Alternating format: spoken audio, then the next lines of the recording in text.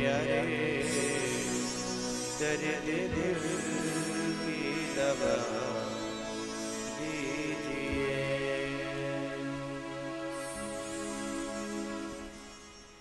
आप सब भक्तों को और आप सब के भाव इतने अच्छे और बढ़िया हैं, इतनी संख्या जो आप लोगों की है और इतनी शांति, आप सबका बहुत बहुत आभारी हूँ। बहुत से लोग अपनी अपनी इच्छा लेके आते होंगे कि हमें ये भजन सुनने को मिल जाए, ये कथा सुनने को मिल जाए। अब सबकी इच्छाएं तो पूरी नहीं हो सकती, इसलिए मैं इस बात के लिए भी सबसे क्षमा चाहता हूँ कि सबकी इच्छाएं पूरी नहीं कर पाता हूँ। और ऐसी इच्छाएं पालें भी न कि हमें ये सुनने को मिले। और यदि आपको सुनने की इच्छा है तो आप लोग मेरा नाम डाल करके YouTube पर कोई भी भजन आप सुन सकते हैं। हर प्रकार की कथाएं वहाँ हैं। अथवा मेरे ही नाम से वेबसाइट है, उस वेबसाइट पे आप जाकर के घर पे भजन वगैरह सुन सकते हैं। कथा वगैरह करानी है तो उसी में कांटेक्ट नंबर भी है, आप लोग संपर्क साध सकते हैं। अथवा कहीं कथा में आप लोगों को आना है और आगे की कथाओं की सूचना चाहिए तो उसमें जो कांटेक्ट नंबर हैं उन पर संपर्क कर सकते हैं। मैं नहीं चाहता कि मैं यहाँ से जाऊँ तो तुम यहीं की यहीं रह जाओ। मैं चाहता हूँ कि मैं जहाँ भी जाऊँ वहाँ तुम मेरे पास आओ और हम ऐसे ही गाएं, ऐसे ही नाचें और ऐसी कथा सुने और कहें। ये महफिल जगह जगह पहुँचे और हम सब एक उसी जगह पहुँचे। आप लोग जो कथा की सीडी ले जाते हो उसमें भी फ़ोन नंबर हैं, वहाँ से भी आप कथाओं की जानकारी कर सकते हैं और कथाओं के लिए संपर्क कर सकते हैं। मैंने ये बात इसलिए बताई कि लोगों के मन में बहुत सारी बातें रह जाती हैं कि हम तो ये सुनने आए थे ना। एक कथा में तो जो कह सकते हैं वही कहा जा सकता है, वही कह पाएंगे। ऐसी हालत हो गई मोरी सांवरिया के प्यार में, ऐसी हालत हो गई मोरी सांवरिया के प्यार में। तेरे नाम की ओढ़ी चुनरिया,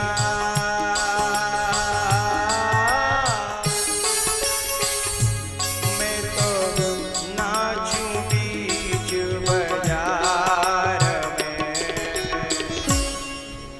अभी पंडाल में बैठे हैं ना, तो लाइव सुन लो, हमें इंटरनेट पे बाद में सुन लेना। ऐसे कहना नेट पे बाद में, अभी लाइव सुन।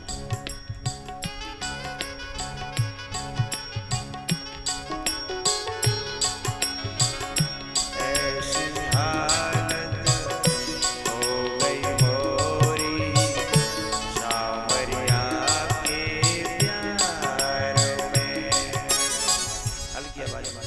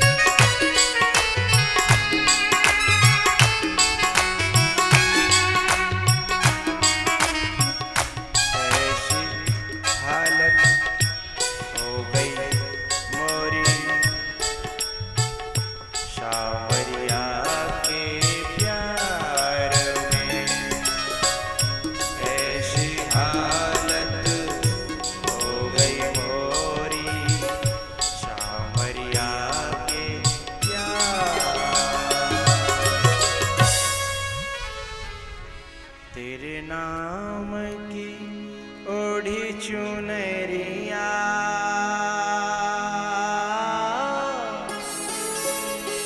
हमें तो नाचूं बीच बाजार में,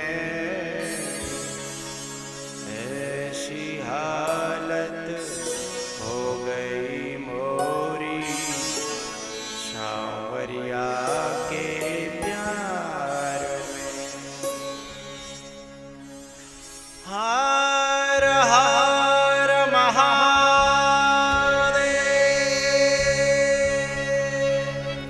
जय जय श्री राधे।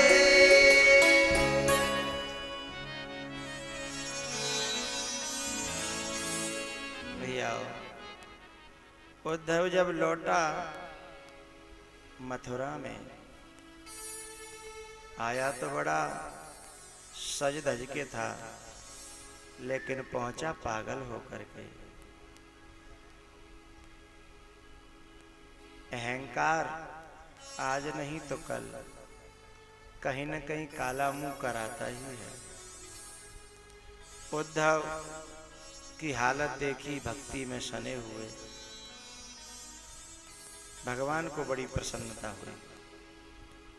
कहा, हे श्री जी, आपने बहुत अच्छा काम किया। मैं भी चाहता था कि मेरे इस उद्धव को ज्ञान तो है ही, भक्ति और मिल जाए। भैया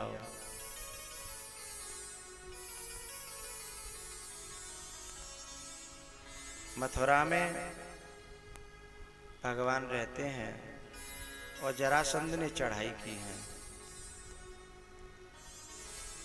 17 बार चढ़ाई की।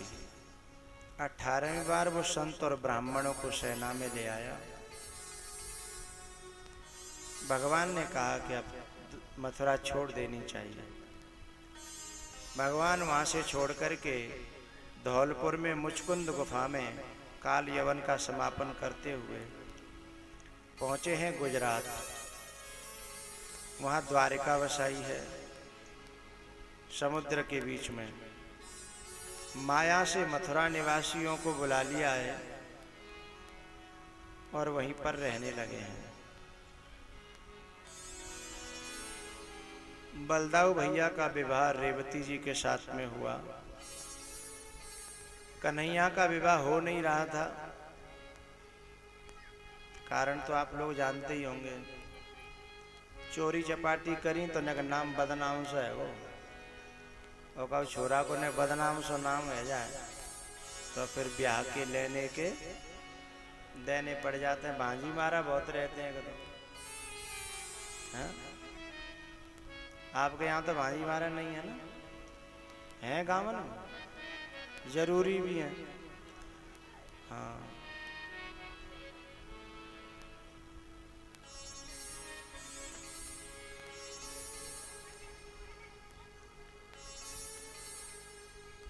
जरूरी भी हैं, जरूरी था।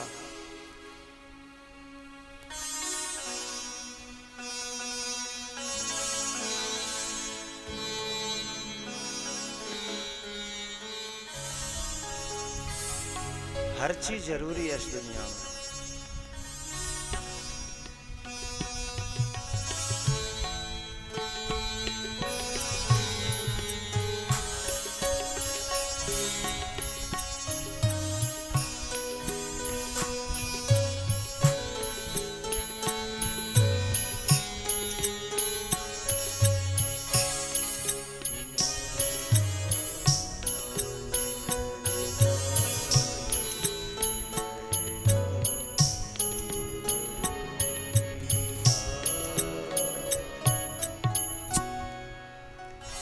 भगवान ने कहा नारद जी से कि नारद बाबा,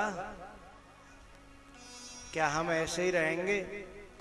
फिर नारद बाबा ने ऐसी दुआ दी और ऐसी चर्चा चारों तरफ करी कि फिर कन्हैया के ब्याह भयो नहीं, फिर ब्याह बहे। एक वचन नहीं, द्विवचन नहीं, बहुवचन। और 100-200 नहीं भाई, 1500 नहीं, कितने? 16,100। अच्छा सब जानते हो ना, तो आरती बोल दे। सब जानते तो तुम आता ही हो, वैसे ही गप्प सुन रहे हो मेरी। धन्यवाद। पकड़े गए आज, आज पकड़े गए।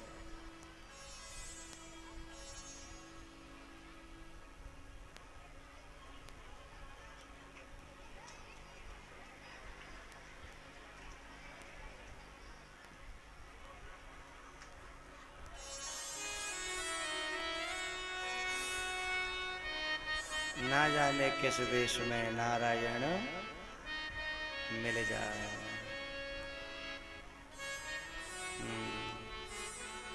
पहले दिन से ही है ना? कथा सफल हो गई अब।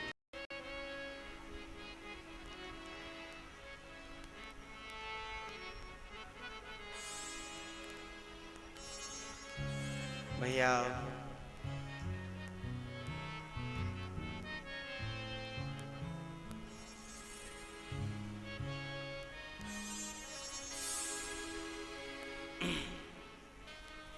तो भगवान की शादी भई नहीं, फिर ब्याह भये 16,108। रावण को त्रेता युग में बड़ा अहंकार था, रावण को बड़ा अहंकार था। भगवान श्री कृष्ण ने रावण का अहंकार चकना चूर कर दिया। कैसे? भगवान श्री कृष्ण के इतने तो विवाह भये और फिर उनके 10-10 पुत्र भये। 16,108 गुणा 10। दुबे जी लगाइयो हिसाब ने। अच्छा, 1,61,080 इतनी संतान हुई। रावण के तो केवल बताया जाता है कि 1,00,000 पूत, 1,25,000 नाती। 1,00,000 पुत्र थे रावण के और 1,25,000 नाती। और भगवान के पुत्रों की ही संख्या 1,61,000 बोलो 80। रावण रहेगा रो तो वह बेचारो, इतनी जनसंख्या। अच्छा एक बात है, कथा बता भगवान ने करनी पड़ती हुई तो प्रचार तो करना नहीं पड़ता, भीड़ घर में इतनी ज्यादा थी। इतनी जनसंख्या। लेकिन भैया एक बात बताऊं, बुरा मत मानना। बोलो कह दूं? बुरा तो नहीं मानो? अच्छा,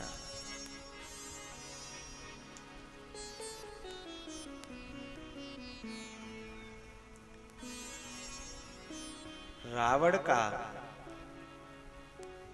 जैसा विनाश हुआ, भगवान के परिवार में भी वैसा ही विनाश हुआ। लेकिन रावण से ज्यादा और बुरी तरह हुआ। बुरा नहीं लगा तो मैं खुल करके कहूं, बोलो। रावण के जो संतान मरी, कम से कम अपने देश के लिए, अपने बाप के लिए और अपनी संस्कृति के लिए मरी। लेकिन जे भगवान के जो वंशज थे वे आपस ही में ही लड़ लड़ के मर गए। अब जाते बुरी बात और का होगी बताओ। अब तुम मुझे पूछो कि ऐसा भयो क्यों? पूछो तो बताऊं। यद्यपि परमात्मा की संतान थे, भगवान के वंशज थे, लेकिन इनमें एक दुर्गुण आ गया। खाना पीना बुरी बात नहीं है, खाओ पियो खूब, लेकिन इनमें पीना खाना आ गया। जैसे कि तुम्हारे क्षेत्र में भी बहुत चालू हो गया धीमे धीमे। और भगवान ने ये बताया कि रामावतार में मेरे वंश में खाना पीना नहीं था, तो मेरा वंश कितना सुरक्षित था। लेकिन द्वापर में जब खाना पीना बिगड़ गया और वो पीने खाने में परिवर्तित हो गया, तो मैं भगवान होकर के भी उनको बचा नहीं पाया। जब पीना खाना होगा तो बुद्धि खराब होगी, और बुद्धि खराब होगी तो बाकी ले न कोई भैया न कोई माँ। कथा चल रही, क्योंकि पीने खाने के बाद तो बुद्धि खराब होती है। फिर उन्होंने न भगवान की लाज करी, न अपनी माँ की लाज करी, न अपने बड़े न की लाज करी, बस एक दूसरे मारवे लग पड़े। कल्पना करो, जो माँ बन गई हैं, जो बाप बन गए हैं, विनय के सामने विनय की औलाद और कट कट के मर रही हो, जाते ज्यादा बुरी बात माँ बाप के लिए धरती पे कोई है? और ऐसी दुष्ट संतान, इससे ज्यादा बुरा माँ बाप को और तोहफा क्या हो सकता है? जिस माँ का बेटा दारू पीता हो, उस माँ के दिल के दर्द को या तो परमात्मा जानता है या माँ जानती है। जिस बाप की संतान में यह अवगुण आ जाए, उस बाप के दर्द को या तो परमात्मा जानता है या वो बाप जानता है। और कह भी नहीं सकता, क्योंकि इतना ही सपूत होता तो फिर पीता ही क्यों। एक आध बार कहता भी है, उसे जवाब मिल जाते हैं, फिर अपनी इज्जत को बेचारा रोता फिरता है और लोगों से कि भाई मैं छोरा है, कोई समझाओ, भाई औलाद है, कोई बचा ले। लेकिन औलाद की तो बुद्धि खराब हो जाती है। जिस औलाद की वजह से माँ बाप को कोने में बैठ करके रोना पड़े, उस औलाद की कौन सी गति होगी, वह औलाद कौन सा विकास करेगी, मेरे पास कोई शब्द नहीं।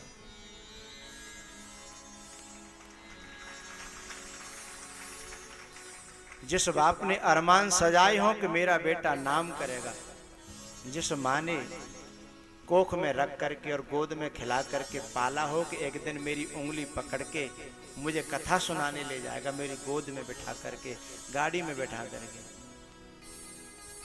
ज्यादा नहीं कहूंगा, समझदारों के लिए इशारा ही काफी है।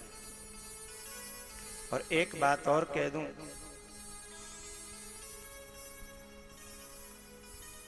वो जो आदमी ये समझता हो कि मैं अपने पैसों की पीता हूं, किसी दूसरे की नहीं पीता, मैं अपना बिगाड़ रहा हूं, दूसरों का तो नहीं बिगाड़ रहा, ऐसे व्यक्ति न खुद का हित कर सकते हैं, न माँ बाप का, न बच्चों का, न समाज का। पहली बात तो समाज ऐसे व्यक्तियों को कैसी दृष्टि से देखता है, जरा सोचना। उनकी क्या कोई इज्जत होती है? कहीं बात चल जाए कि अरे फलाने आदमी से बात हुई थी, वो उसने वादा किया है, तो लोग कहते हैं अरे बस शराबी की बात पे विश्वास करते हो, तुम भी यार अजीब आदमी हो। ऐसे लोगों की बात को विश्वास करने के लायक होती है? कुछ लोग अपने औलाद के लिए कितना धन रख जाते हैं, लेकिन खुद कुछ ऐसा कर्म कर जाते हैं कि औलाद कितनी भी धनवान बन जाए, लेकिन समाज में जीने लायक नहीं होती। कोई बेटा बड़ा होनहार हो गया, बड़ा तेजस्वी हो गया, और वो समाज में खड़ा हो जाए राजनीति करने के लिए या अथवा नेतागिरी करने के लिए, और वो सभा में बोलना चालू कर दे अपनी प्रतिभा से, उसे छोटे से छोटा व्यक्ति मुंह बंद कर सकता है उसका। क्यों? कह सकता है कि ओ तेरे बाप तो दारू पी के मन नाली न पड़े, देखो तू कहते बोले वे लगभग। इस कलंक को कोई छुड़ा सकता है क्या? जो दारू पीते हैं वो अपनी औलाद को क्या तोहफा दे करके जा रहे हैं, जरा विचार करना। ये कलंक उसकी बेटी है, किसी परिवार में पहुंच गई और वो अच्छा अच्छा काम कर रही है, बाकी बड़ाई हवे लग गई, अड़ोसी पड़ोसी सब बाकी प्रशंसा करवे लग गए, लेकिन किसी न किसी को तो जलन होगी। लोग कहते हैं अरे साहब बड़े अच्छे, पता नहीं इसकी ये इतनी अच्छी है तो इसके माँ बाप कैसे होंगे। इतने में तो कोई न कोई कह देगी जाको बाप की हमसे पूछो, बाप की हमसे पूछो, करेट खाली करेगो हैं? क्या इज्जत रहेगी तुम्हारी बच्ची की और तुम्हारे बच्चा की? सिर उठा करके वो जिंदगी भर जी नहीं सकते। औलाद को ये तोहफा, और माँ बाप तो सुखी हैं ही तुम्हारे पीने से, और परमात्मा और संत और समाज बड़े प्रसन्न हैं।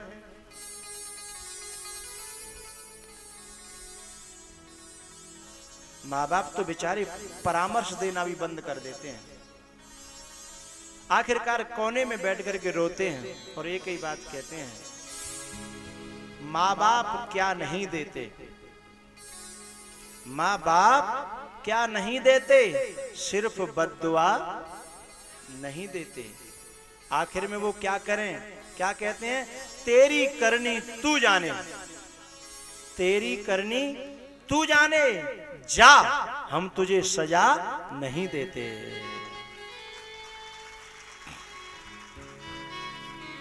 तेरी करनी तू जाने, जा हम तुझे सजा नहीं देते। ये बातें शायद तुमको अच्छी नहीं लग रही होंगी, अच्छी लग रही हैं? फिर तालियां धीमी क्यों बज रही हैं?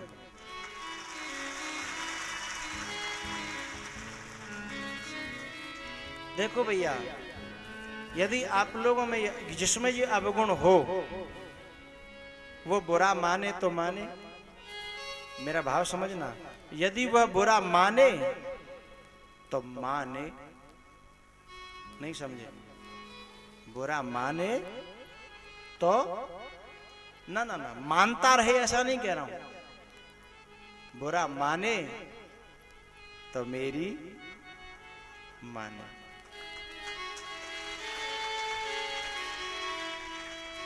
और साधु के वचन किसी द्वेष से ईर्षा से तो है नहीं। क्यों है ये वचन? हो सकता है कुछ लोगों का भाग्य उदयवान होने वाला होगा, परमात्मा ने मुझे प्रेरणा की। वैसे मैंने कई सालों से इस विषय पर बोलना बंद कर दिया था, 10 साल पहले मैं बोलता था, आज भगवान की प्रेरणा हुई, शायद कुछ लोगों का जीवन बनने वाला होगा। और भैया दुनिया में कोई भी काम असंभव नहीं है। ठान ले जीवन में कोई व्यक्ति, तुम माँ बाप को कुछ न दे सको तो केवल एक सौगात ये देना कि आज से हमने ये बंद कर दिया, देखना तुम्हारी माँ बाप की खुशी का ठिकाना नहीं होगा। माँ बाप ये कहेंगे कि बेटा अब तू हमें कछू मत दियो, पर तू ठीक रहता है ना तो हमारे मन को संतोष मिलता है। ये माँ बाप की आत्मा है। माँ बाप क्या नहीं देते, सिर्फ बद्दुआ नहीं देते, तेरी करनी तू जाने, जा हम तुझे सजा नहीं देते। अंतिम पंक्ति, दिल तक पहुंचे तो गड़गड़ाहट करना, दिल को छू जाए तो करना नहीं, बैठना चुपचाप। फिर बाप क्या करता है कि जी बेटा कहीं भाग नहीं जाए, कहीं मर नहीं जाए, या कोई ज्यादा मोती उल्टी सूदी नहीं कह दे, तो फिर बेचारा सलाह भी नहीं देता। क्या कहता है? डर है संबंधों के टूट जाने का। फिर शुरू से कह रहा हूं, माँ बाप क्या नहीं देते, सिर्फ बद्दुआ नहीं देते, तेरी करनी तू जाने, जा हम तुझे सजा नहीं देते। डर है संबंधों के टूट जाने का, इसलिए हम तो मशवरा भी नहीं देते।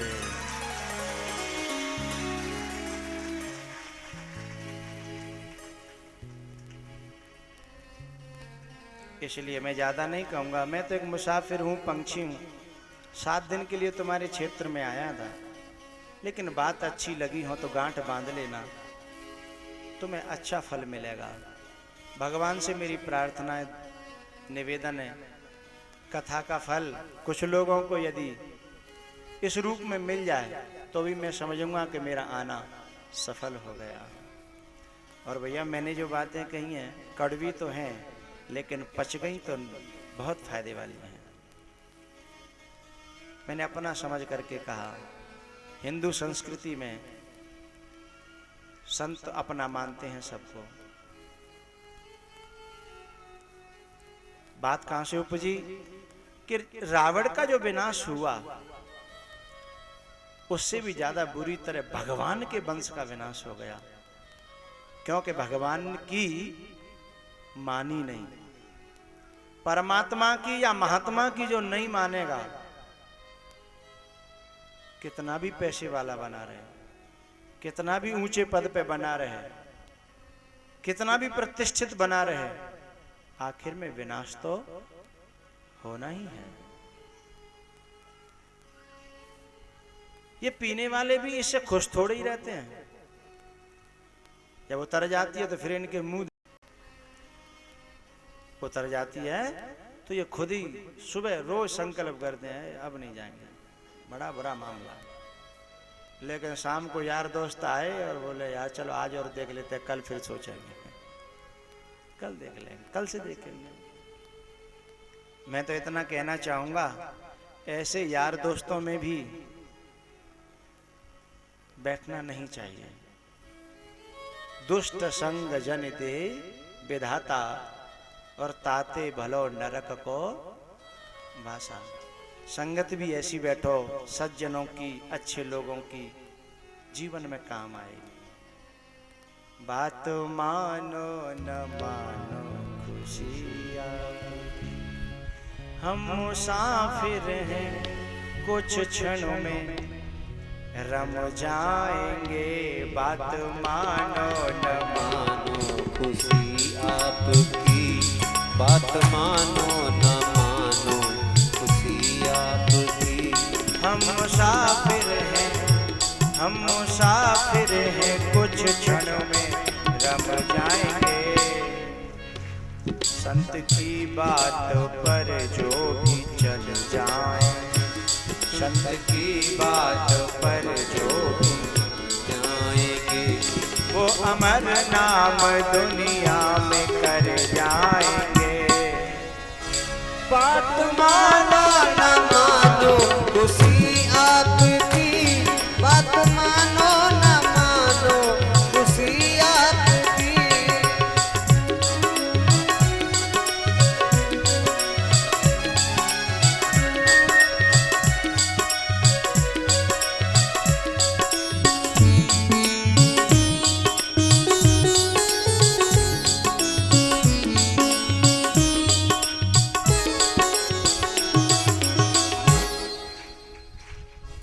एक बात और कहूंगा, बुरी तो तुम्हें लगी रही होगी, तुम कहो तो कह दूं। अच्छा, एक मेरी प्रार्थना है। वैसे बहुत लोगों के दिलों में परिवर्तन होगा मुझे विश्वास है, लेकिन जिनके बाप शराबी हों, वे संतान जब उनको स्वर्गवास होए तो उनके कार्ड पे जो 13वीं का कार्ड बनता है तो निवेदन है कि ये मत लिखना कि मेरे पापा का स्वर्गवास हो गया। जो करेट की करेट डकार गो हो, न जाने कितने कीड़न को जूस बाने पियो हो, वो स्वर्ग मिलेगा। कीड़ों के जूस से बनती है, कीड़ों के खून से बनती है, ये सब जानते हैं। तो इतने कीड़ों की हत्या का जो रस पिया हो जिसने, जन कितनी पी होगी जिंदगी में, फिर बाकी औलाद लिखे कि मेरे बाप का स्वर्गवास हो गया, ते बाप ने स्वर्ग में सीट कन्फर्म करा लेगा। कम से कम सोच के तो लिखो करो। अच्छा चलो, मैं नहीं कह रहा कि तुम नरक में लिखियो, मैं नहीं कह रहा कि नरक में लिखना, ये लिख देना कि पापा मर गए हैं पर जिन आप तो स्वर्ग गए कि जन नरक गए, जो ही लिख दिया। जोर से बजाओ करो।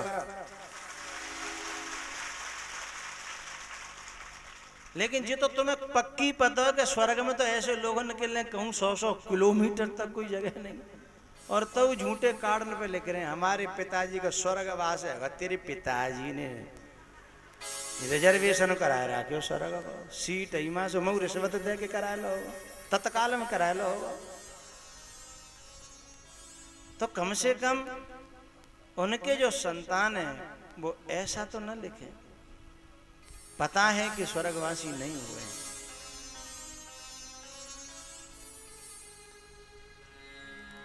भगवान करे आप सब लोग पवित्र हो जाएं, शुद्ध हो जाएं, आपका जीवन विकसित हो, अच्छा हो,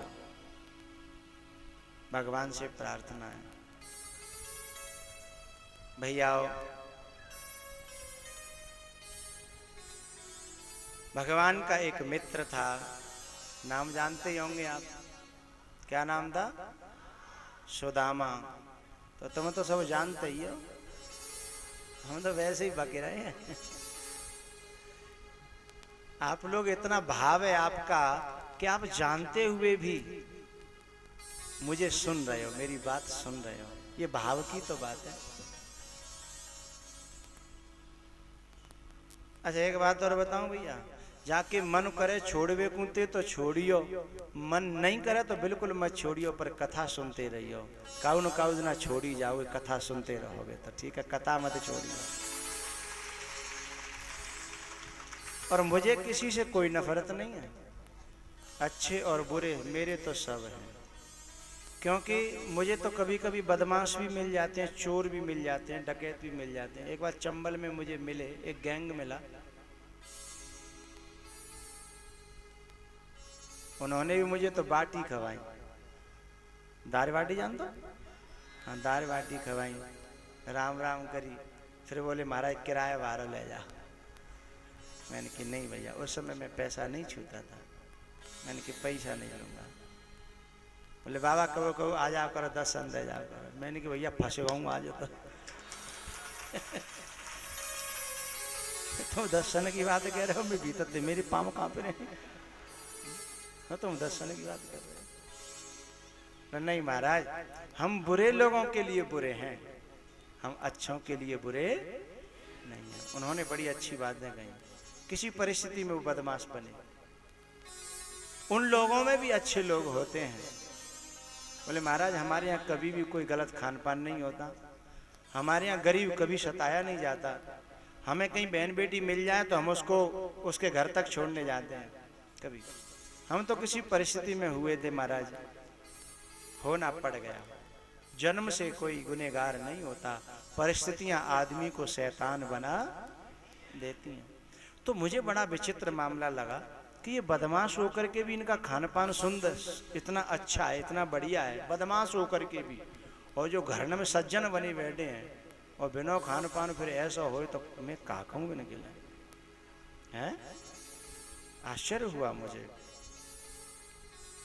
तो भैया मुझे तो सब अच्छे लगते हैं, मुझे तो आप मिलोगे तो कुछ न कुछ सेवा ही करोगे, प्रणाम करोगे, लेकिन अच्छे होगे तो तुम्हारे माँ बाप को बहुत खुशी होगी, भगवान को बहुत प्रसन्नता होगी, समाज में बहुत शांति होगी। इन्हीं शब्दों के साथ मैं आगे कथा में प्रवेश कर रहा हूँ कि भगवान का जो सखा था सुदामा, वह भगवान से मिलने के लिए चला और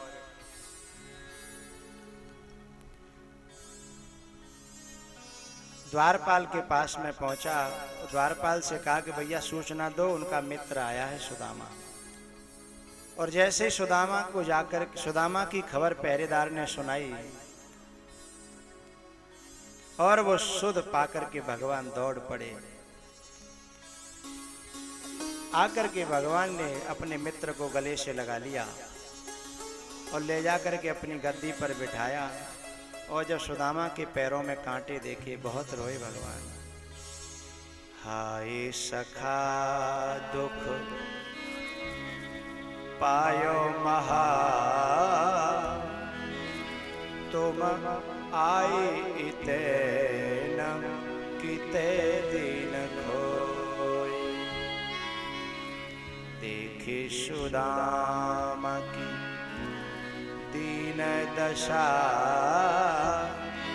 करुणा करके करुणा निधिरो पानी परात को हाथ छुयो नहीं नैनन के जल सौंप धोए देखे सुदामा दीन दशा करुणा करके करुणा निधिरो। कथा आपने श्रवण कर रखी है। भगवान ने चावलों की पोटली छुड़ाई, 3 मुट्ठी चावल थे, 2 खा लिए, 1 बच गए जो लक्ष्मी जी ने हाथ पकड़ लिया। आखिर मतलब क्या है? ये जीव है ना, अपनी कर्मों की पोटली को हमेशा छुपा के रखना चाहता है, लेकिन भगवान कहते हैं कि अरे संसार से तू छुपावे तो छुपा भी लेगा, परमात्मा से और महात्मा से भी तू कर्मों की पोटली को छुपाना चाहता है, जीव कैसे छुपा पाएगा? 3 प्रकार के कर्म होते हैं, संचित, क्रियमाण और प्रारब्ध। संचित और क्रियमाण को खा लिया भगवान ने। लक्ष्मी जी ने कहा, हे भगवान, ये प्रारब्ध तो ज्ञानी को भी भोगना पड़ता है, या प्रारब्ध है तो छोड़ो। आखिरकार सुदामा जब चलने लगे, भैया अब हम चल रहे हैं, हमें विदा करो। भगवान विदा करने दरवाजे तक गए, सुदामा को कुछ दिया नहीं, वैसे ही विदा कर दिया। लेकिन इनडायरेक्टली, अदृश्य रूप से भगवान ने विश्वकर्मा को भेज करके सुदामा के पूरे ठाटबाट कर दिए। भगवान ने सुदामा को हाथों में क्यों नहीं दिया और दे करके क्यों नहीं भेजा? कारण क्या था, समझेंगे। संसार के लोग जो देते हैं और परमात्मा जो देता है, इसमें जमीन आसमान का अंतर है। दुनिया के लोग देते नहीं है, देने का ढोंग करते हैं। परमात्मा दिखाता नहीं है, जब देता है तो ऐसे देता है कि कोई देख भी न पाए कि परमात्मा ने दिया है। मैं जब छोटा सा था तो बारातों में जाता था, तो मैंने बारातों में देखा लोग 1-1 हजार के नोट और ताश की तरह से बना करके और उसके दूल्हा के ऊपर सिर पे ऐसे लेके खड़े होते हैं। आपने भी देखे होंगे, है ना? दूल्हा के ऊपर सिर पे लेके खड़े हो जाते, जैसे जैसे पूरे ये ऊपर जो 25-30 हजार के जो 30 हजार हैं, जैसे पूरे देवे के लिए कर रहे हो ऊपर हाथ, ऐसे तो लगता है। जब ऊपर करके खड़ा रहता है, वो नाचने वाला आता है, वो जबरदस्ती हाथ को पकड़ता है, खींचता है, लेकिन वहां से मजा लेके 1 नोट दे दे। जब दे रो ना है तो दिखाए का ही रहो, तू पे ज्यादा है का कि तू ही अनो तो पैसा वारो दिखाएगा, दिखाता रहेगा। लेकिन जब वो देने का नंबर आएगा तो पीछे के जेब में तो निकाले बढ़ाए निकाले को 5 और कह ले जा। ये संसार का क्या क्या ये ढोंग नहीं है? अरे तू जब इतना दानी और इतना पैसा वाला है तो दे दे पूरे के पूरे, और तुझे देने नहीं है तो फिर दिखा क्यों रहा है? धोखा है ना, ढोंग है।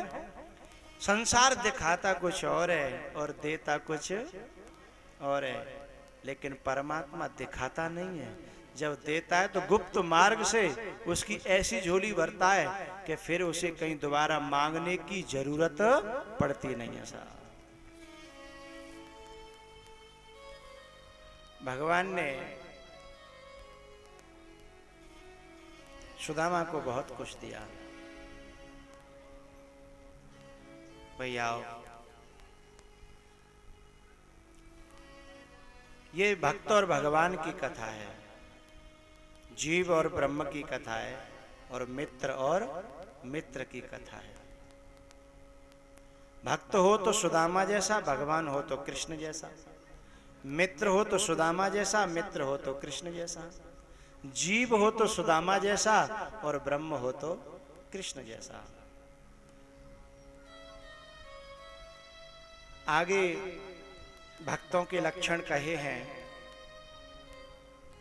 और 11वें स्कंद में दत्तात्रेय के 24 गुरुओं की कथा है, नव योगेश्वरों का संवाद है और प्रवास क्षेत्र में जो कृष्ण के वंशजों का जो भी हाल हुआ उसकी चर्चा है। 12वें स्कंद में कलयुग के राजाओं का, कलयुग के धर्मों का वर्णन है, सत्संग की महिमा है और अंतिम में सुखदेव जी महाराज ने परीक्षित जी से पूछा, हे परीक्षित, तेरे मन का हाल क्या है? जैसे मैं अपने श्रोताओं से पूछूं, जैसे परसों तक, कल तक भी नाचने का जो मन था, उमंग थी, और कथा शुरू होने से पहले तो बहुत उमंग थी, कथा होगी, कथा होगी, कथा होगी,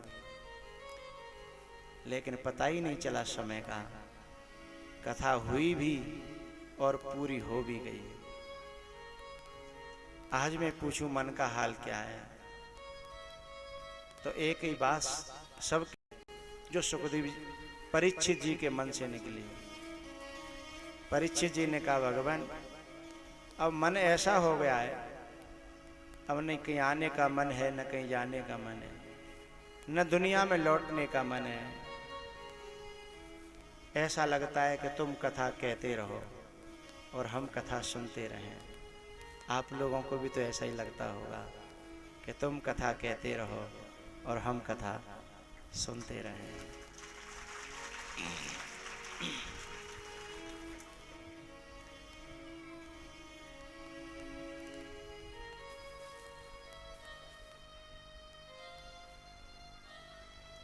परीक्षित जी ने कहा, राम कथा रस मीठो लागे, ये दुनिया को सुख फीको लागे, मोहिना भावे संसार। हे गुरुदेव, अब ये दुनिया, ये संसार, ये भोग, ये लोग अब कुछ अच्छा नहीं लग रहा। ज्ञान की दृष्टि से यदि आप मुझे पूछोगे तो मैं इतना ही कहूंगा कि मेरा अज्ञान नष्ट हो गया है। नष्टो मोह स्मृतिर्लब्ध्वा त्वत्प्रसादान मयाच्युत। मेरा मोह नष्ट हो गया, मेरी समझ में आ गया कि मैं कौन हूं। अज्ञानम च निरस्तम में ज्ञान विज्ञान निष्ठया। हे गुरुदेव, सच बात तो यह है कि जैसे कोई व्यक्ति सपने में परेशान हो और जगने पर वो परेशानी मिट जाती है, ऐसे स्वरूप का बोध होने पर ये संसार के और देह के सारे कले समाप्त हो जाते हैं। अहम ब्रह्मेति विज्ञानात् कल्पकोट शतार्जितम संचितम विलयम याति प्रबोधात् स्वप्न कर्मवत्।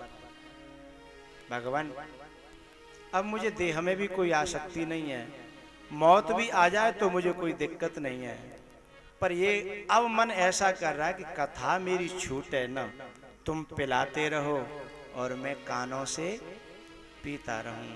प्रविष्टः कर्णरंध्रेण श्वानाम भाव सरोरुहम। भैया, पहले दिन कथा हुई थी, मैंने एक बात कही थी सभी श्रोताओं से कि दुनिया में पैसा से सोना चांदी, हीरा मोती, जमीन जायदाद, फ्लैट मकान सब कुछ मिल जाता है, लेकिन ऐसा कोई धरती पर जन्मा नहीं है जो पैसा से प्रेम ला करके दिखा दे, या कोई बता दे कि प्रेम की कहीं दुकान हो, कहीं बाजार हो। आज तक कहीं प्रेम की कोई दुकान नहीं खुली है, लेकिन मैंने कहा था कि आप कथा में आ जाना, आपको न पैसा देना पड़ेगा, न कोई कीमत चुकानी पड़ेगी। आके बैठ जाना, आपके हृदय में प्रेम जरूर प्रकट होगा परमात्मा के प्रति, महात्माओं के प्रति और भगवान की कथा के प्रति। जो चीज दुनिया में कहीं न मिलती हो और वो इस जगह आकर के फ्री मिलती हो, और ऐसी असंभव चीज, और इसमें से जो भी रह जाए उससे ज्यादा अभागा इस धरती पर कोई नहीं है। और उनके समान कोई सौभाग्यशाली नहीं है कि भगवान ने हम लोगों को इस कथा के लिए चुना। हम कह चुके हैं कल कि दुनिया जिन्हें चुनती है, पब्लिक जिन्हें चुनती है, जनता जिनको चुनती है, वो संसद में बैठते हैं। लेकिन भगवान जिन्हें चुनता है, परमात्मा जिन्हें चुनता है, वो संसद में नहीं, सत्संग में बैठते हैं। उन्हें मौका मिला करता है। भैया वहां परीक्षित जी का कल्याण देख लिया सुखदेव जी ने, और सुखदेव जी वहां से उठ करके चले गए। अब यहाँ भी कथा को विराम होने जा रहा है। उससे पहले हम एक मंत्र बोलेंगे 3 बार। आप भी मेरे साथ में, जो भी कथा में जो त्रुटियां होती हैं, सुनने में, कहने में, बैठने में, पूजा पाठ में, भगवान उन्हें क्षमा करे। इसलिए नाम संकीर्तनम यस्य, नाम संकीर्तनम यस्य, सर्व पाप प्रणाशनम, सर्व पाप प्रणाशनम, प्रणामो दुख शमनाश, प्रणामो दुख शमना, तम नमामि हरिं परम, तम नमामि हरिं परम।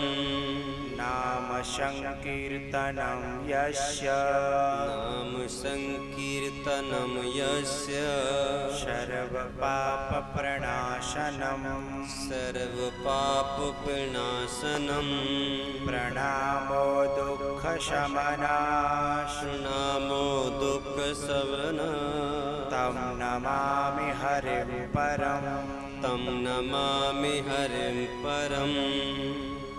नाम संकीर्तनम यस्य, नाम संकीर्तनम यस्य, सर्व पाप प्रणाशनम, सर्व पाप प्रणाशनम, प्रणामो दुख शमनाश, प्रणामो दुख शमना, तम नमामि हरिं परम, तम नमामि हरिं परम। हरये नमः, हरये नमः, हरये नमः, हरये नमः, हरये नमः, हरये नमः। ओम शांति शांति शांति। 10-5 मिनट और हैं आप लोगों के पास, जल्दी तो नहीं है? ठीक है। कुछ 2-4 बातें और मेरे मन में रह गई हैं, उन्हें मैं कह दूं। आप लोग खड़े मत होना, जब मैं इशारा करूं आरती के लिए तभी खड़े होना। 1-2 बात मेरे मन में है। सबसे पहले तो मैं बहुत गदगद हूँ, बहुत खुश हूँ अपने यजमान परिवार से। इन्होंने खूब सेवा की। यहाँ जो भी अतिथि आए, जो भी मेरे साथ में लोग आए, और इनका बड़ा सच्चा भाव है। इन्होंने मुझे यहाँ बुलाया, भगवान की कथा कहने का मौका दिया। इतना बड़ा मेला लगा इनकी वजह से। मैं भगवान से प्रार्थना करता हूँ कि भगवान इनको खूब बढ़ाए, खूब समृद्धि दे, जीवन में सुख और शांति और इनका कल्याण करे। मैं भगवान से ये प्रार्थना करता हूँ। यहाँ जो कार्यकर्ता रहे इनके सहयोग में, उन्होंने भी बड़ी मेहनत की है। मैं देखता रहता था। बहुत से तो बेचारे सोए नहीं होंगे रातों में, वाहनों में लगे हैं, प्रसाद में लगे हैं, सफाई में लगे हैं। इनके भी सहयोग की बहुत जरूरत पड़ती है, अकेला आदमी कुछ कर नहीं सकता। उन सब बच्चों को भी मेरा बहुत बहुत शुभाशीष, शुभकामना। भगवान उनको खूब खुश रखे, उनके जीवन में खूब समृद्धि आए, खूब आगे बढ़े।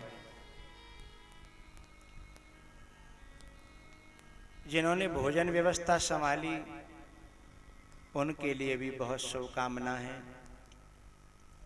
खूब आगे बढ़े। पानी की व्यवस्था संभाली, संतों की सेवा करी, उनको भी बहुत बहुत शुभकामना है। भैयाओ, आप श्रोताओं को भी बहुत बहुत शुभकामनाएं। आपको भी भगवान खूब सुख और शांति दे और आपके जीवन में भी खूब समृद्धि आए, खूब आगे बढ़ो, खूब खुश रहो। आपने भी न जाने कहाँ से, कितनी दूर दूर से आकर के इस पांडाल की शोभा बढ़ाई। मेरे शब्दों को सुना, जो भी मेरे पास टूटे फूटे शब्द थे उन्हें सुना। आजकल कथा गांव गांव में हो रही, कोई पास में ही नहीं जाता, लेकिन आप तो फिरोजाबाद से, सिकुआबाद से, एटावा से, मैनपुरी से, जाने कहाँ कहाँ से लोग आप आए। आपने समय दिया मुझे, आप सबका भी बहुत बहुत आभारी हूँ। इन बड़ी बूढ़ी माताओं ने, जिन पर चला भी नहीं जाता, लठिया टेक टेक करके आई मेरी बात सुनने के लिए, ऐसी माताओं को भी बार बार प्रणाम करता हूँ। जो बच्चियाँ हैं न जाने कहाँ कहाँ से, कैसे कैसे, माताओं के सामने, बच्चियों के सामने तो एक समस्या और है, अपनी इच्छा से आ भी नहीं सकती। घर वालों को मनाना, परिवार वालों को मनाना, फिर पड़ोसी कोई न कुछ कह दे, इस भय को भी देखना, फिर काम धंधा भी पूरा करना, उसके बाद फिर कथा में आना, कितनी बड़ी बात है। आप सबको तो बार बार मैं प्रणाम करता हूँ, सब बड़े बूढ़ों को बार बार प्रणाम है, संत भगवानों को भी बहुत बहुत प्रणाम। आपने इतनी संख्या में मुझे दर्शन दिया, आपकी कृपा से मुझे बहुत कुछ मिल रहा है। और ऐसे लोग हैं जो बड़े बड़े पदों पर हैं, उनके पास एक एक मिनट बड़ी कीमती है, लेकिन ऐसे लोग भी कथा में आए, इन सबको भी बहुत बहुत साधुवाद है, खूब आगे बढ़े। भैया, जब आपको कोई छोटा सा, मैंने देखा ट्रेन में जब हम चलते हैं तो कोई गीत सुनाता है कोई बच्चा आकर के, तो सब ट्रेन वाले उसे 10-10 रुपए देते हैं, है ना। मैंने तुमको रोजाना गीत सुनाए, कथा सुनाई, भजन सुनाए, चुटकुले भी सुनाए। आपका भी मन होता होगा कि बाबा अकेले में मिल जाए तो कछु तो हम दें। अकेले में तो मैं नहीं मिलूंगा आपको, और इस भीड़ को मैं कह दूं कि मुझे कुछ दो तो मुझे कुचल देंगे, है ना। नोटों की मुझे जरूरत नहीं है, आपके भाव आपने दिए हैं। आज की दुनिया में बाप के वचन भी 3 घंटा बैठ करके बेटा नहीं सुनेगा, लेकिन आप लोगों ने सुने, ये क्या कम दक्षिणा है। आपने मुझे मन दिया है, आपने मुझे भाव दिए हैं, मैं बहुत खुश हूँ। हाँ, एक बात जरूर कहूँगा, एक दक्षिणा मुझे मन ही मन दे देना, या तो कोई एक विकार अपने जीवन से खत्म करना, कोई अच्छी बात लगी हो तो उसे अपने जीवन में अपना लेना। और एक दक्षिणा ये है कि मुझे तुम्हारे क्षेत्र में बहुत अच्छा लगा। मैं शरीर से जा रहा हूँ क्योंकि मेरी मजबूरियाँ हैं, पंछी होते हैं, संत उन्हें जाना ही होता है, लेकिन कई दिनों तक मेरा चित्त यहाँ रहेगा, मुझे यहाँ की याद आएगी आप लोगों की।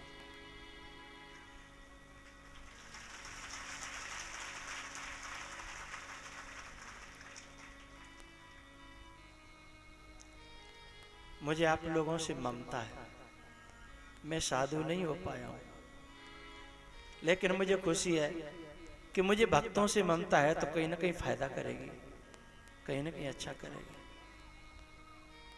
मुझे वो लोग बहुत प्यारे लगते हैं, जैसे मेरे यजमान हैं, इनके बहाने से तो मुझे तुम मिले हो, है ना।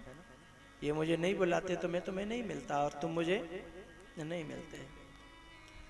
जब कभी भगवान तुमको लायक बनाए, क्षमतावान बनाए, तो बस ये दक्षिणा देना कि इस कथा के बहाने मुझे अपने क्षेत्र में, अपने गांव में, अपने यहाँ बुलाना।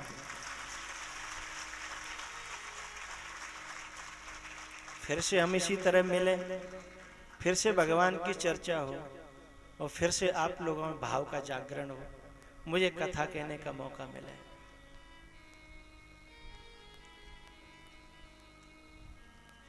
ये दक्षिणा के रूप में अपने मन में संकल्प डाल लेना कि जब कभी क्षमता हो तो मुझे बुलाना। अकेले में क्षमता ना हो तो 2-4 मिल करके बुला लेना। वैसे एक बात बताऊं, मेरी विदाई ऐसे हो रही है जैसे किसी बेटी की विदाई होती है, किसी बेटी की विदाई। और तुम्हारी बेटी जब तुम विदा करते हो तो सोचते हो जल्दी से जल्दी दोबारा बुलाएं। खर्चा तो बेटी का भी पड़ता है ना, खर्चा मेरा भी पड़ता है।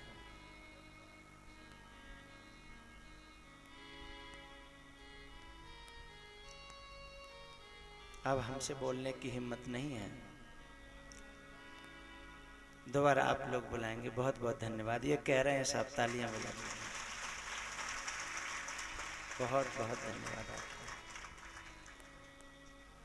बहुत बहुत साधुवाद। अब मेरे यजमान ऊपर आएंगे और मुझे विदा करेंगे। मैं यहाँ से राजस्थान जाऊंगा, फिर मैं लौटूंगा आपके क्षेत्र में। बीच में कोई कथा आ गई तो बीच में भी आ सकता हूँ, नहीं तो 9 फरवरी भदाना राजगढ़ के पास में, वहाँ आप सब लोग आइएगा। और सुनो, जो लोग मुझसे जुड़ना चाहते हैं तो जहाँ कहीं भी कथा होती है ना, माताएं, पुरुष, बड़े बूढ़े, सबकी मैं रुकने की व्यवस्था यजमान से कहता हूँ, वो करते हैं। आप आएँ और शाम को मैं सबसे मिलने का समय देता हूँ, आप मिल सकते हैं। मैं तो आप सबके बीच में ही रहना चाहता हूँ, मुझे अच्छा लगता है। बस इन्हीं शब्दों के साथ में इतना कहूँगा, तारों को आँखों में महफूज रखना, बहुत देर तक रात ही रात होगी। हम भी मुसाफिर और तुम भी मुसाफिर, किसी मोड़ पर फिर मुलाकात होगी। संत भगवानों को बार बार प्रणाम है। सभी भैयाओं को मेरी राम राम, भैयाओं को मेरी राम राम।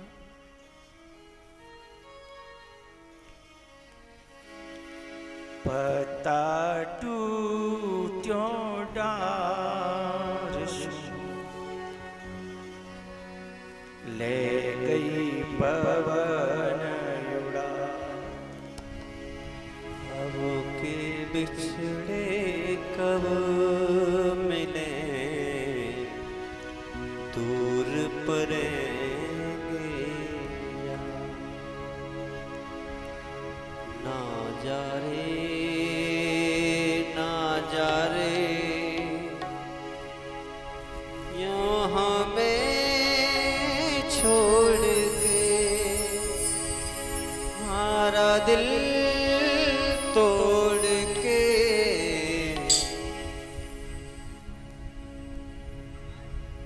अभी 2 मिनट और बैठेंगे आप लोग, मेरा इशारा पाके खड़े होंगे।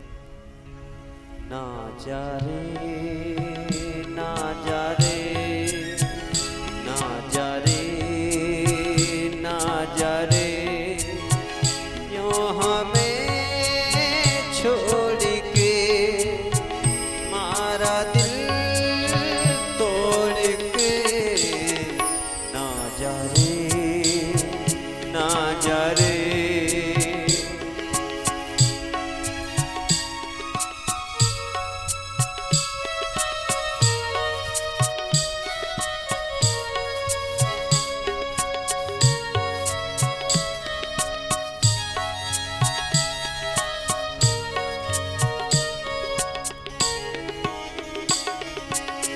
तुझसे बिछड़ के ओ मेरे प्यारे कैसे रहेंगे हम,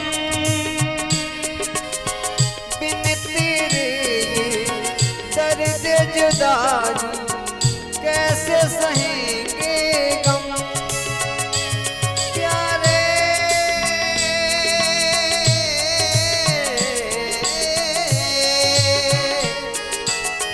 तुझसे बिछड़ के ओ मेरे प्यारे कैसे रहेंगे हम,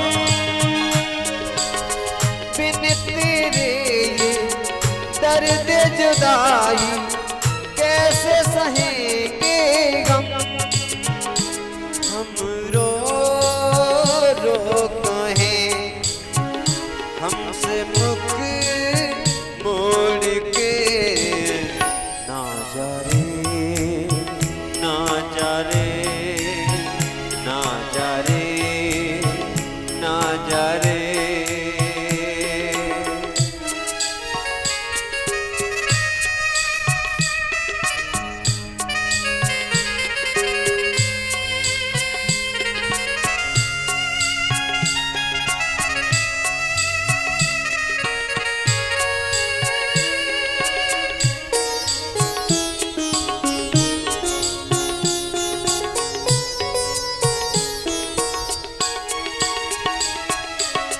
जब से सुनी तेरी कथा कृष्ण की घर अंगना नहीं भाए,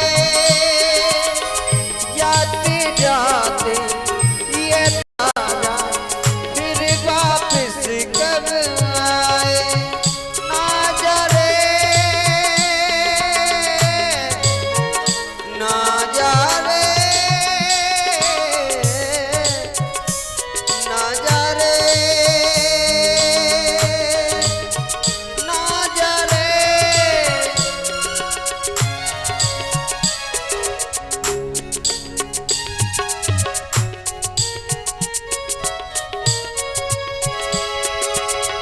जब से सुनी तेरी कथा कृष्ण की घर अंगना नहीं भाए,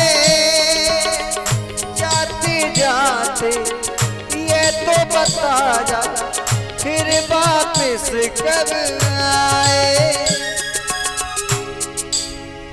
फिर कैसे सहे दिल से दिल तोड़ के ना जा रे ना जा रे ना जा रे ना जा रे।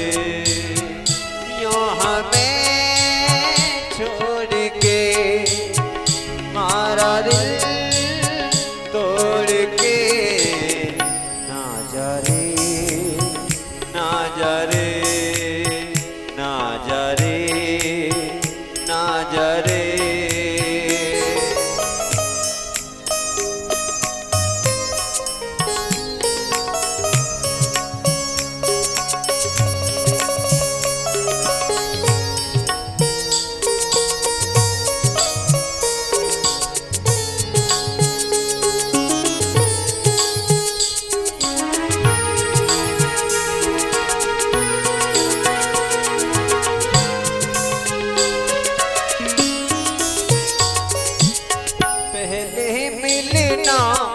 और बिछड़ना किसने रचा दस्तूर,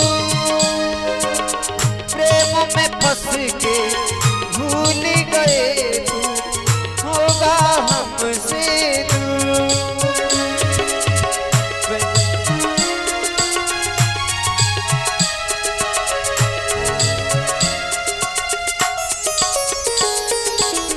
पहले मिलना और बिछड़ना किसने रचा दस्तूर,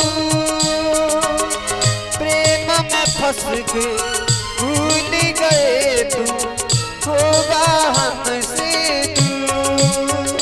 तेरे चरणों में सर विनती कर जोड़ के ना जा रे ना जा रे ना जा रे ना जा रे। यूं हमें छोड़ के मारा दिल तोड़ के ना जा रे ना जा रे ना जा रे ना जा रे। प्रीत लगाई आप में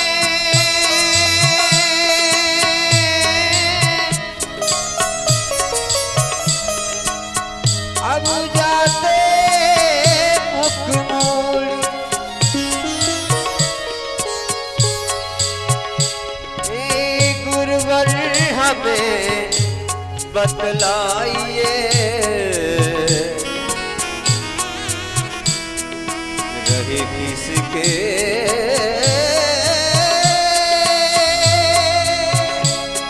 सहारे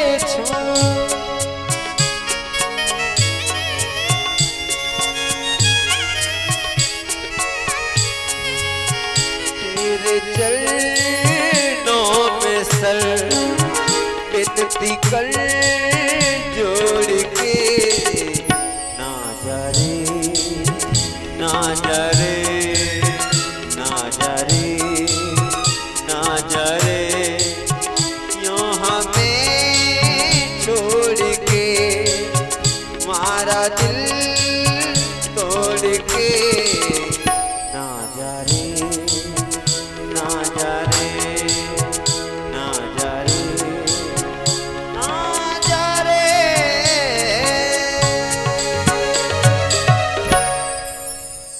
परिचय जी आरती के लिए शीघ्र से शीघ्र पहुंचे।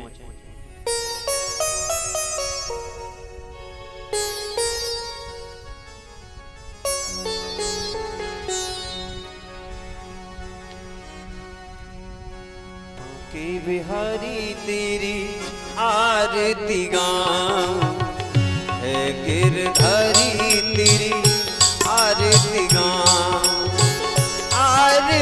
गाऊं प्यारे तुम्हें कौन जाऊं आरती गाऊं प्यारे तुम्हें कौन जाऊं रमण बिहारी तेरी आरती गाऊं मोर मुकुट तेरे शीश पे सोहे प्यारी बंसी गाना मेरा मन मोह युगल छवि पे बल बल जाऊं सामरे सलोने तेरी आरती गाऊं चरणों से निकली है गंगा प्यारी जिसने सारी दुनिया तारी उन चरणों की मैं दर्शन पाऊं नंद जू के लाला तेरी आरती गाऊं प्यास अनाथ के नाथ आप हो सुख दुख जीवन प्यारे साथ आप हो अपनों सर्वस तो पे लुटाऊं हे गिरधर तेरी आरती गाऊं वृंदावन में बजत बधाई गोपी गाल मिल आरती गाई आरती करत यशोदा माई हरि सभा में लोक मनाऊं हे गिरधर तेरी आरती गाऊं श्री हरिदास के प्यारे तुम हो मेरे जीवन के धन तुम हो आजा रे कन्हैया तू है अपनो बनाऊं यशोदा की छैया तेरी आरती गाऊं कृष्ण कन्हैया तेरी आरती गाऊं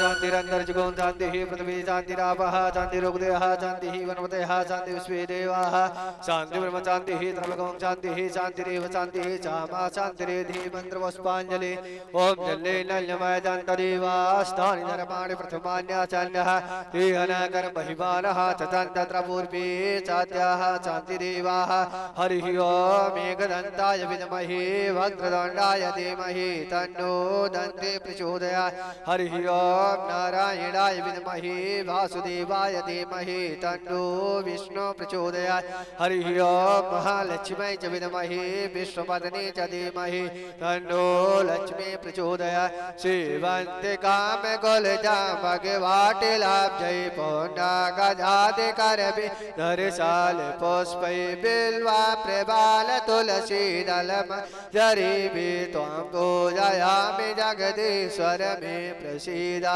नानासुगन्ध पुष्पाणि यथा कालो भवानि च पुष्पाञ्जलिर्मया दत्तं गृहाण परमेश्वरा प्राण पुरुषोत्तमाय नमः मंत्र पुष्पाञ्जलि समर्पया। बोले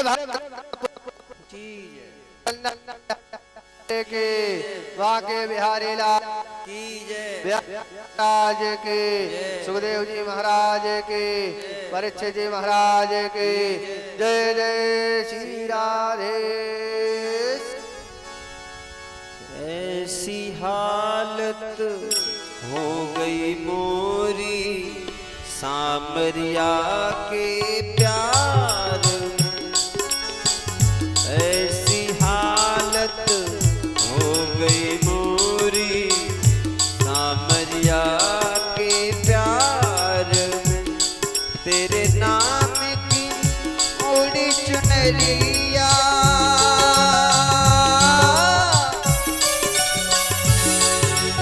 नाम की उड़ी चुनरिया, मैं तो नाचूं बीच बाजार में, ऐसी हालत हो गई मोरी सामरिया के प्यार में, ऐसी हालत हो गई मोरी सामरिया प्यार में। गलियन गलियन ढूंढत डोलू, कोई बता दे सामरिया कहाँ छुप गया लेकर के दिल, मैं तो हो गई बावरिया। केवल चैन मिले इस दिल को,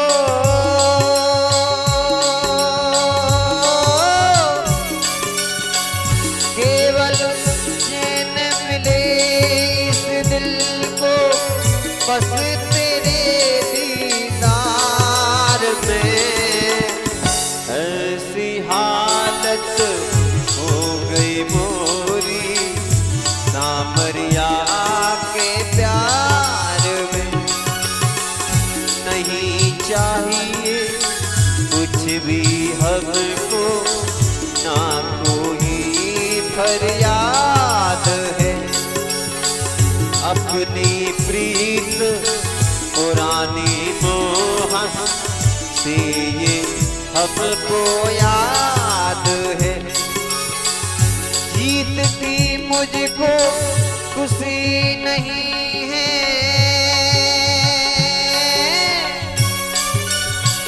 जीतती मुझको खुशी नहीं है, दर्द नहीं है हार में, ऐसी हालत हो गई मोरी सामरिया के प्यार में। कोई भी गाड़ी अगर स्वामी जी के रास्ते